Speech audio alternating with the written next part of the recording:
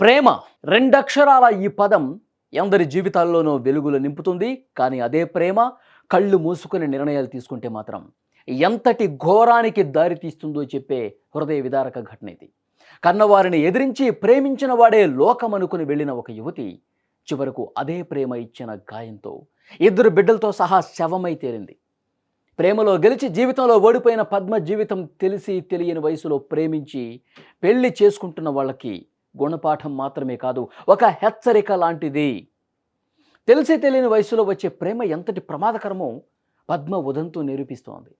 తిరుపతి జిల్లా పుత్తూరు మండలం పైడిపల్లికి చెందిన శివకుమార్, నేషనూరుకు చెందినటువంటి పద్మకు పెళ్లి జరిగింది.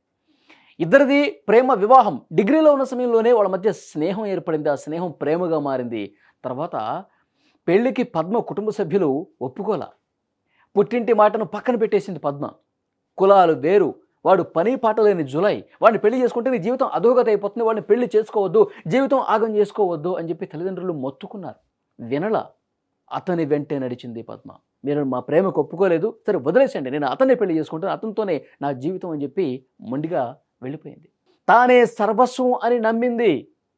తన ప్రేమ అతన్ని మారుస్తుందని ఆశపడింది.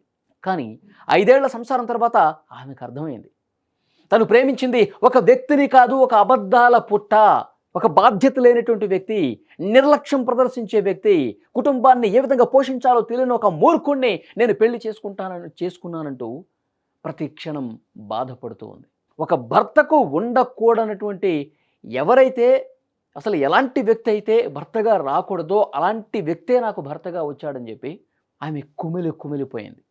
ఇలాంటి అవలక్షణాలన్నీ తన భర్తలో ఉన్నాయని చెప్పి తెలుసుకుని బాధపడని రోజంటూ లేదు. నిద్రలేని రాత్రులు ఎన్నో గడిపింది. సంసారం అంటే కేవలం ప్రేమ కాదు, అంతకు మించిన బాధ్యత.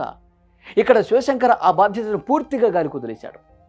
ఇంటి అద్దె కట్టలేక, పిల్లల స్కూల్ ఫీజు తీర్చలేక పద్మ ప్రతిరోజు నలిగిపోతూనే ఉంది. చివరికి డ్వాక్రా లోన్కి సంబంధించినటువంటి అప్పు ఉంది, అది కట్టమని చెప్పి భర్తకు చెప్పింది. డబ్బులు అక్కడిక్కడ పోగు చేసి భర్తకి ఇచ్చింది. కానీ భర్త ఎంత నిర్లక్ష్యం చేశాడంటే, జులాయిగా తిరుగుతాడు కదా, బయట పని పాట లేకుండా తిరుగుతాడు కదా, ఆ డబ్బులు కూడా ఖర్చు పెట్టేసుకున్నాడు. తన విలాసాల కోసం, తన జల్సాల కోసం ఖర్చు పెట్టేసి, ఏంటి డ్వాక్రా డబ్బులు కట్టలేదంటే కట్టలేదు, ఖర్చు అయిపోయినాయి, ఇంత సింపుల్గా చెప్పాడు. ఇంకా చాలా బాధపడిపోయింది. సిరీ సిటీలో ఉద్యోగం వచ్చిందని అబద్ధాలు చెబుతూ తిరిగే భర్తను చూసి ఇక తన భవిష్యత్తు పూర్తిగా చీకటమయమైపోయింది. నా పిల్లలకు దిక్కెవరు, నాకు దిక్కెవరు, కనీసం ఈ 1% బాధ్యత కూడా లేదు నా భర్తకు అని చెప్పి కుమిలి ఏడ్చింది. చనిపోయే ముందు పద్మ ఒక లేఖ రాసింది. ఆ లేఖ చూస్తే నిజంగా కళ్ళు చెమరుస్తాయండి. ప్రతి ఒక్కరికి కూడా ఆ లేఖలో ఉన్నటువంటి ఆ పదాలు వింటే నిజంగా గుండె తరుక్కుపోతుంది. నేను చేసిన తప్పు ఇంకెవరూ చేయకూడదు, నా జీవితం అందరికీ ఒక పాఠం కావాలంటూ ఆమె ఆవేదన వ్యక్తం చేస్తూ రాసింది. భర్తకి ఇంకొక విషయం కూడా చెప్పింది ఆ లెటర్లో, నేను పోయాక నువ్వు ఎలాగో ఇంకో పెళ్లి చేసుకుంటావు, ఈసారైనా లైఫ్ సెటిల్ అయ్యాక చేసుకో అని ఆమె రాసినటువంటి మాటలు. నీకు మంచి ఉద్యోగం వచ్చిన తర్వాత నెల నెల డబ్బులు వస్తున్నప్పుడు అప్పుడు పెళ్లి చేసుకో, లేదంటే నాలాగా ఇంకొక మహిళను మోసం చేయకు. నాకు పుట్టినటువంటి ఈ బిడ్డలు నేను లేకపోతే వాళ్ళు కూడా నరకం చూస్తారు, మా ముగ్గురిని ఇంకా మాకు జీవితం లేదని చెప్పి మాకు అర్థమైపోయింది, కేవలం నీ బాధ్యత లేనితనంతో, నీ మూర్ఖత్వంతో. కానీ నువ్వు ఇంకో పెళ్లి చేసుకుంటావు కదా, వాళ్ళని, ఆ మహిళను కూడా నువ్వు ఇబ్బంది పెట్టకు, నీ కాళ్ళ మీద నువ్వు నిలబడి కుటుంబాన్ని పోషించుకునేటువంటి పరిస్థితి ఉంటేనే అప్పుడు చేసుకో అని చెప్పి ఆ లెటర్లో రాసింది. ఆ లేఖలో ప్రతి అక్షరం కూడా ఒక కన్నీటి చుక్కలాగానే కనిపిస్తూ ఉన్నాయి. అందరినీ కలిచివేస్తున్నటువంటి ఇంకో అంశం ఏంటి తెలుసా? ఆ పసిపిల్లల మరణం అండి. తను చనిపోతే తన బిడ్డలు ఎక్కడ అనాథలైపోతారో, బాధ్యతలని తండ్రి నీడలో ఇంకా వాళ్ళు నరకం చూస్తారు అని ఆ తల్లి భావించింది. ఎంతటి కఠిన నిర్ణయం తీసుకుందో చూడండి. తన చేతులతోనే తన 2 బిడ్డల్ని ఉరితీసి చంపేసి తాను కూడా ఉరేసుకుంది. ఆ తల్లి ప్రేమ ఎంతటి నిస్సహాయ స్థితికి చేరుకుందంటే తన బిడ్డల ప్రాణాలను తానే తీసేసింది. ఇంకే ఆప్షన్ లేదు.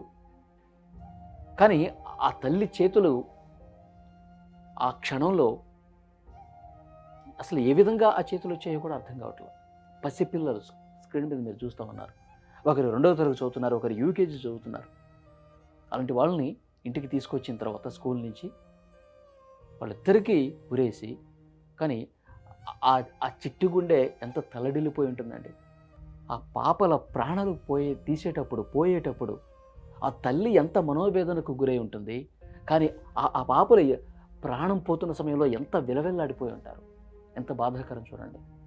కానీ నవమాసాలు మోసి కని పెంచినటువంటి ఆ తల్లే తన బిడ్డల్ని చంపుకునేటువంటి పరిస్థితికి వచ్చిందంటే నిజంగా ఆ తల్లి ఎంత ఎంత బాధకు గురై ఉంటుంది, ఎంత కన్నీళ్లు పెట్టుకుని ఉంటుంది, ఎంత ఆవేదనకు గురై ఉంటుంది. వాడి ఒక్క మూర్ఖుడు చేసినటువంటి పని వల్ల, ఒక మూర్ఖుడు బాధ్యత లేని తనం వల్ల ఆత్మగౌరవంతో బతికే ఆ తల్లి ఎంత బాధపడి ఉంటుంది. తన బిడ్డల్ని చంపుకునే పరిస్థితి వచ్చిందంటే ఎంత బాధకు గురై ఉంటుంది. ఇక్కడ ప్రేమ గెలిచిందండి, కానీ జీవితం ఓడిపోయింది. జీవితంలో ఆ తల్లి ఓడిపోయింది. కేవలం ఒక ఆత్మహత్య కాదు, బాధ్యతలని తండ్రి చేసినటువంటి హత్యగా చూడాలి దీన్ని. ప్రేమ వివాహాలు చేసుకునే యువతకు పద్మ జీవితం ఒక చేదు నిజం. కేవలం ప్రేమ మాత్రమే పొట్ట నింపదు, జీవితాన్ని నిలబెట్టదు. కన్నవారిని కాదని వెళ్ళేటప్పుడు మీరు నమ్ముతున్న వ్యక్తికి ఆ బాధ్యత ఉందో లేదో ఒక్కసారి పరిశీలించుకోవాల్సినటువంటి అవసరం ఉంది, ఆలోచన చేయాల్సినటువంటి అవసరం ఉంది. అసలు ఇక్కడ తప్పు ఎవరిది? తనను నమ్మొచ్చిన భార్యను కళ్ళలో పెట్టుకోవాల్సిన భర్తదా, లేక కన్నవారిని కాదని గుడ్డిగా ప్రేమను నమ్మిన ఆ ఇల్లాలదా? ఇక్కడ భర్త శివశంకర్ అనే వ్యక్తి చేసిన బాధ్యత రాహిత్యం అనే తప్పు 3 నిండు ప్రాణాలను బలి తీసుకున్నట్టుగా క్లియర్గా అర్థమవుతుంది కథ వింటే. పద్మ ఆశలు ఆవిరైపోయాయి. ఆ పసిబిడ్డల చిరునవ్వులు శాశ్వతంగా మోగబోయాయి. అప్పుల బాధ కంటే తనవాడు, నేను ఎవరినైతే నమ్మి గుడ్డిగా వచ్చానో వాడే ఇంత దారుణంగా మోసం చేశాడన్న ఆవేదనే ఆమెను మృత్యువు వైపు నడిపించింది. క్లియర్గా అర్థమవుతుంది. ఇక్కడ ప్రేమించే హక్కు అందరికీ ఉంది, కాదనట్ల. ఆ ప్రేమకు నిలబడే సత్తా, కుటుంబాన్ని సాకే బాధ్యత లేనప్పుడు ఇదిగో ఇలాగే జరుగుతాయి. కన్నవారి హెచ్చరికలను పెడచెవిన పెడితే జీవితం ఎంతటి భయానక ముగింపు ఇస్తుందో చెప్పడానికి ఈ ఘటన నిలువెత్తు సాక్ష్యం. ఇకనైనా యువత మేల్కోవాలి, లేకపోతే మరొక పద్మ ఎంతో సమయం పట్టదు. విచక్షణగా ఆలోచనతో ముందుకు సాగకపోతే ఇలాంటివే జరిగే అవకాశం ఉంది. కానీ ఆ లెటర్లో ఇంకా చాలా రాసిందండి. అన్న గురించి ప్రస్తావన తీసుకొచ్చింది. తన అన్న పట్ల ఎంత ప్రేమ ఉందో ఆ లెటర్లో చూపించింది ఆ ఇల్లాలు.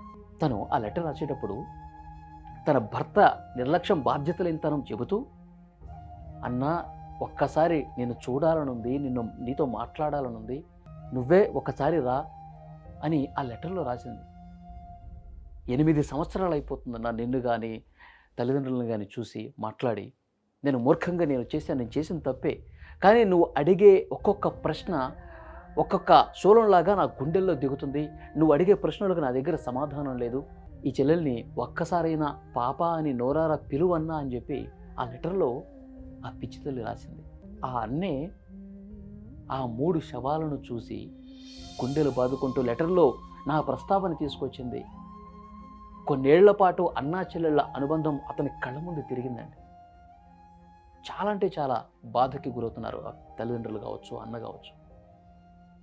సో క్లియర్గా ఇక్కడ అర్థమైపోతుంది. ఎందుకంటే ఆ ఇల్లాలు ఎంత ఆత్మగౌరవంతో బతికిందనేది. ఎందుకంటే వాళ్ళని కాదని వచ్చినప్పుడు మళ్ళీ ఆ ఇంటికి ఎలా వెళ్ళాలి, నాకు ధైర్యం సరిపోవట్లేదని కూడా రాసింది ఆ లెటర్లో. అటు తల్లిదండ్రులని కాదనుకొని వచ్చినందుకు తల్లిదండ్రుల దగ్గరికి, అన్న దగ్గరికి పోలేదు.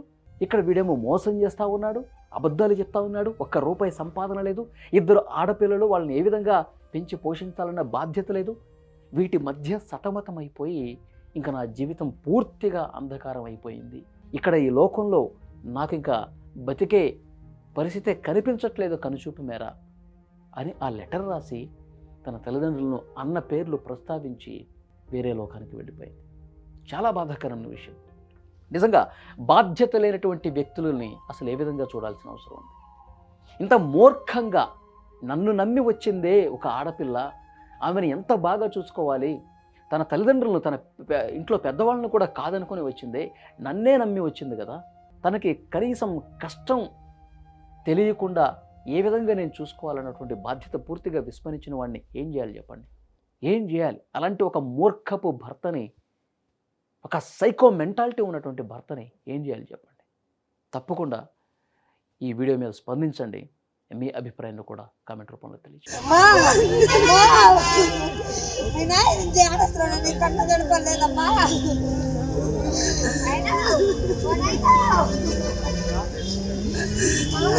మనకి ఏం వద్దు ఎట్లుంటే సార్ నేను